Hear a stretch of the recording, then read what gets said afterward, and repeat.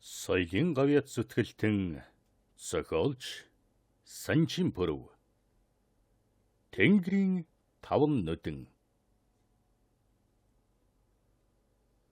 Намрын адаг сарын шиврээ бороотой нохоо өдөр баясхын хөлигтэй хүүхэд хөгшөдгүй бужигнаж байлаа.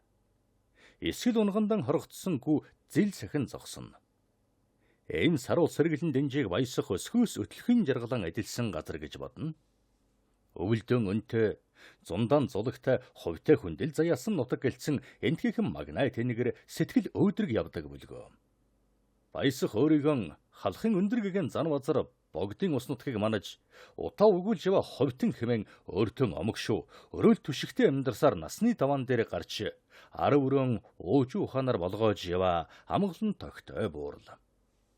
Өдийн насны хүнд нутаг нугаас гадна хайрлаж харамлах бахархаж сүсгэлэх юмс бишгүй. Тэр дунд олдохгүй ховроос эхлээд ортос мартагдан огоорсон юмс ч байна. Жилийн жилд зуны ихэн сарын бар намрын адаг сарын нохоо өдөрт энэ дэнж дээр баясхынх инхүү хөл хөр болон хол ойрынхан бужигнаж эрт идүүгийн яриа хөөрө өрнөн их баггүй эрт идүүгийн учир явдлыг ухаж мэднэ. Баясхынд хулаар айрыг бэлхэж хундгаар охимэлтэлсэн эднийхийг гүүгэн тавьж унаг тамгалахад ирсэн нутаг усны ах дүүс хөөрөг зөрүүлэн мен дамраан айлтгаж инээд баясал дүүрэн байлаа. Баясах энэ нутагтан тулгаан тойрч сууга ачтан буурлын нэг агаад ухаан санаандан уул шиг ихийг хадгалсан хүн гэж гол усных нь амын дагаж аяын харна. Баясах луутай тэнгэр лустай газрын эзэн гэлтэй цаг нарыг алдахгүй хэлнэ. Хэн бүхэн эрж сурснаа баясах амбаагаас асууна гэлцэн гүйлдэнэ. Энэ захир буурал тэргүүнд настан цагтаан бичиг үсэгдээ тооцогдсон баг сумын хороонд баадантай данс бүслээд төрийн хэрэгт зүтгэж явлаа. Бид нар залуудан эр зэргийн албанд мордон баг дарга мөрдөс зүүж байлдах газраа байлдаж ихийг үтсэн амьд домог. Иймээс Монгол хэмээх баримтагтай судрыг насаараа дээдлэн тэндээс олдохгүйг олж марцныг сэргээж явдаг том эрдэм номтонч баясхын төрөлцсөн эрж дотор ухааны уудалдаг гэлцэн. Үнэхэрч түүнийг үзэж хараагүй дуул сонсоогүй ямар ховор март санахын зовлонгүй гэж олноор магтана. Хүмүүс баясхыг өөрийгөө умартаж өрөөлд ачаал болохоор мөлхөн холгүй мачидаг өгөөмөр сайхан сэтгэл өвөрлөж яваа буурлын амьд шастар гэлцнэ. Баясах цагтаан нутаг усны олон баатар эрстэй хамт чөлөөлөх дайнд мордон говь гаталж элс манханд хөлсөөн цовуулж ус бороо намаг шавар туулан өвөрлөгч нутагт амь тэнсэж явсан гавьяатай. Энэ бүхнээ эр зэрэгт мордож элэг буруу дайсантай эргчин эмэгчнийн үзэл цээлвэз өдөд энэ хэр яваамын өндөр дээдсэн минь над үлдээсэн амьд явахын хэшиг гэж дотроон залбирна. Баясах цэргээс ирж хайны бүл үр ачийн бараа харж олон он жилиг ардаан орхин идүгэ ачтны дэд ачтан гэгдэн жаргаж явна. Баг залуудан адуумалтай ноцолдож дээлийн сугаан орж дөрөөний сураан сунгаж явсных 17-ыг дүүргсэн биш гэхэд харлын шарлингийн голоор дэлсүүлийн хуурдсан хэсэг сайхан адууныхаа туурайн тоосыг босхон төргөлөх чимээнд хиймэр сэргэн уургын уртыг санал зуулах болсон. Түүнийхэн ачаар баясах зэллэх унаг уу хайрагтай явна. Хэдэн охид хүүхдэн ч адуумалан харахаар магнай тэнийн зовг сэрвэлзэн. Эднийх нясалсан шагаа шиг захилж буусан ганц сайхан хөө торг гологдом тусдаасан тэрсхэн 3 охинтой. Охин хүүхэд айлын өрх татах заяан төрдөг хойно сум сунгаж өрх өсгөн айлын хүн болж харин ганц хүн голом залгах эр хүн гэгдэн бас нэг адуумалтай ноцолдсон хүн аавынхаа ширийг хатаах болов. Тэр өдөр баясхынд ирсэн хол ойрын ахан дүүс цайлж ёстор гүйцээгээд морин цагт унгаан тамгаллаа. Зэлдүүрэн зээр доголдоо унгад зөөлөн бороонд жихэрч хумбун тураагараа газар цавчлан төргөлж тогтож ядан харагдана. Баясах эцэг дээдсээс уламжилж хоймрын авдартан хадаг дороо нандгансан таван нүдэн тамгаан гаргаж эргүүл тойрволж харснаа сүүгэр мялан гадаа шиврээ борооноос халахлан асаасан аргалын галд дүрж улайтглаа. Энэ тамга их дээрээс олон буянтныг дамжин газар тавиулахгүй өртөөлсөөр баясгын гар дээр ирсэн хосгүй эрдэнэ бүлгөө. Баясах энэ жилийн ууган унган зэгзэлзүүлэн хөтлөн ирж хүүч тамгаан галаас авч баривал манай хулагч гүний унаг энэ сайхан мөр болно. Эхэн зээр шиг хордоо юм. Хойтонгийн адмаар шэрлэнгийн хөндийн тоосыг хамаг дагны мундан дээр аваалах байлгүй хэмээн ууган унгаа махтан багтаа хөхөрсөөр хүүдэн "Миний хөө ташаа алдаж нялхмал зовоочихв да. Арай дэхэн тамгал адуу мол им тамгаасан эхлээд хүн сайхан харагддаг. Унаа морин зөв сайхан эдэлсэн эр хүн олон хүндтэй. Үүнээс хойш чийл энэ хэдэн адуутай ноцолдон" гэд сануулan хүү тамгаан унганы зүүн гуйнд хяруулсан нөртүүлэн дарлаа. Тэнд байсан улсууд хурайлан баясах ууган унганы хошуу хондлойг нударгаараа хайрлан шударч хондлойд нь айраг тусан сүргтэн тавилаа. Баясах амьдралдаа өөрийн чойр номтой үзэж туулсан хийгээд дуул сонссон марвинтай тул эрхэмлэн дээдлэх өвлүүлэн үлдэх ухааны улагтай хүн. Тиймээс нутаг усных нь амын дагдаг бичигдээгүй хуйлтай.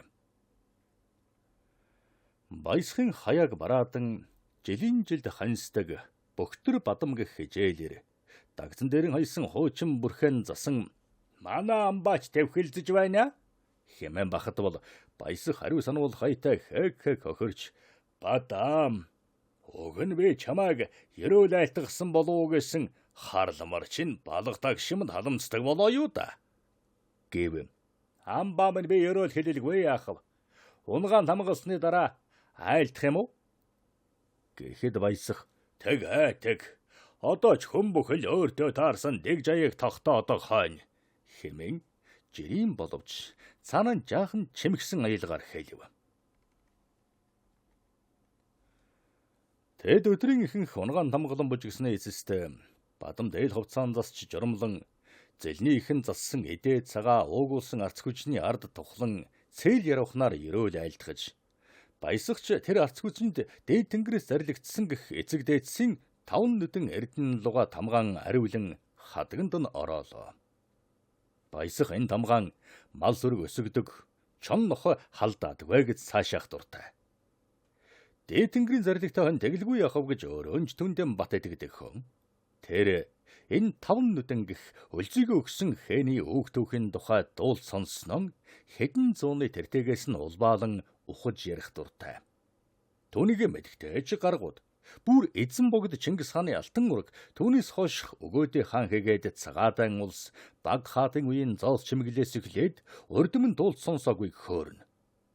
Энэ түүх домогч 5 нүдэн тамхтай хамт дээд тэнгэрээс эцэг дээдсээр уламжлан өнөөдөртөө золгосон.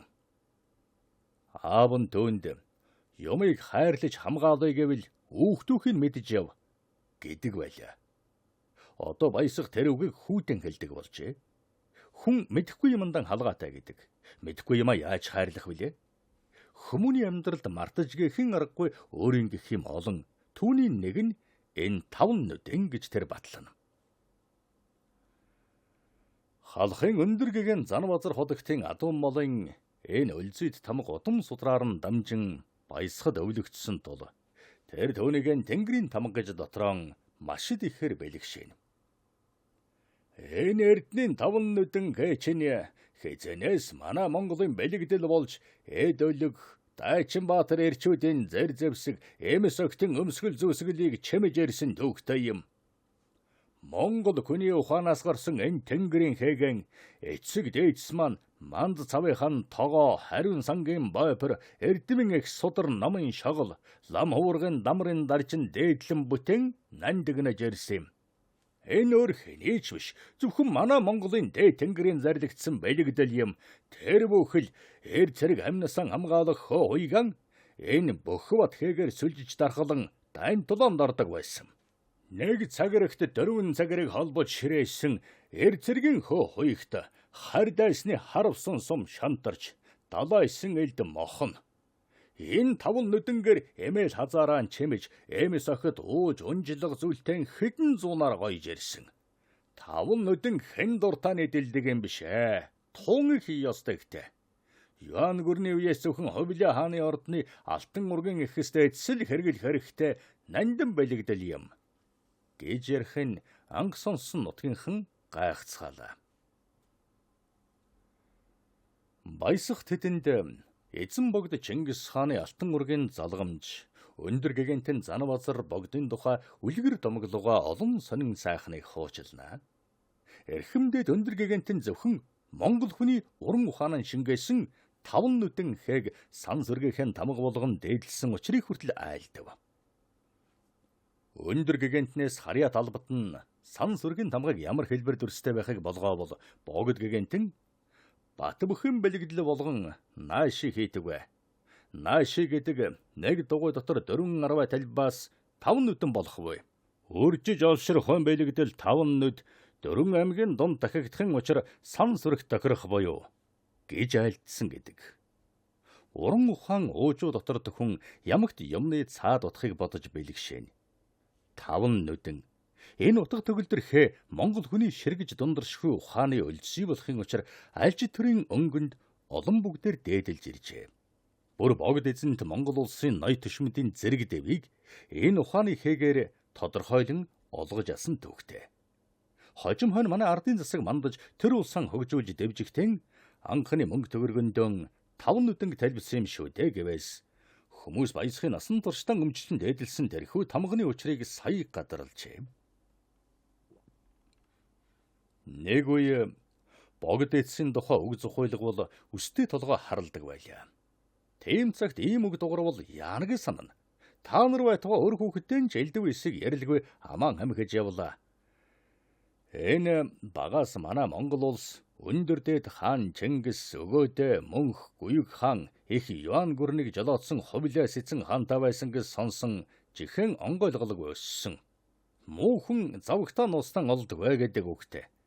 Энэ улс гүрнэрийн мэддэг төвшөстрэ мэдэхгүй амьдрах муухай. Энэ 5 нүдэн тэр цагаас л Монгол хүн болгоны чимэг болж явсан юм да. Гэсээр баясах чимээгүй болов. Төөний духны гүн үрчлээ улам сүүдэртэн бодол болно. Баясах энэ тухай олон жил сэтгэлдээ чандлан хадгалжээ. Учир юу гэвээс мэрэгэн дээдэс бодож олсон ухааны утгыг мэдж тайлах хүнгүй, эцэг дээдсээс хэдэн үе дамжиж ирснийг ч мэдэхгүй. Тэр бүхэл хүний өөрийнхийг ч ялахгүй болсонд хар устдаг байлаа. Аливаа улс гүрэнд өөрийнхөө оюуны санааны өмч байдаг. Тэр нь их баг ялгалгүй өөрийн юм өөрийнх л байдаг болохоор ухаантан болгон мэдж байж хайрлах учиртай. Өгөөдөө их хааны тэртэгээс гэлэн хувлээс эцэн хаанаар үе уламжлагдсан энэ 5 нүдэн хэ хүмүүний гар ухаан дамжин хэдэн зууныг өртөөлөгтөн элэгдэж хуучралгүй мордон Монгол хүнд унааных нь хазаар ногт эмээл ташуур мэт явсаар нас талиж ухаан болгоцсон надад ирсэн хэрэгэ гэж баясах элдвээг бодно. Зөөлөн бороо намрин зунжин зэлбараадсан адуу бэлчээртэн төрглөн алслан. Эзэн дээдсийн 5 нүдэн тамгаар ташаагаан гойсон энэ жилийн унаг зэлнээс тавигдсны баяр мэтэд тоглож тонгочин өвснөгөө үнэрлэн ганц нэг хазалж бас ихийнхэн цавинд хошуу шургуулан хөхийн үлгэн. Монголын минь энийг сайхан хээр талын хөрсөн дээрж хэвлий доторнж хүний мэрэгэн ухаанаар бүтсэн ямар агуу эрдэнэс нуугдаа болоо гэхээс баясхад тэр бүхнийг олж мэдэн энэ хойчост нэг дуулгах сан гэсэн хорхоо асан. Хүнд мэдсэн дала мэдээгүй балаа гэсэн үг байдаг. Тэгвэл баясах өөрийгөө дэндүү багыг мэдж байна да гэж голж ачуурстын үлдэх юмтай дуурсагдах нэртэй явахсан да гэх бодол өвөртлөн. Адуу төрглөн алслан. Бэлчээр эзэгнэн налах тэнгэрийн төмөн сүрэг алслах биш. Эзэндэн улам ойрдох луга санагдан баясах араас нь хараа бэлчээж сэтгэлийн баясхан хэсэг суулаа. Адуу холдсон хонь баясах тэнгэрийн 5 нүдэн хэмээн нэгэн насаар шүтсэн тамгаан оруулж хоймрын авдартаан заллаа. Дээдсэн эрдэнэс үр хойчтон үнтэй.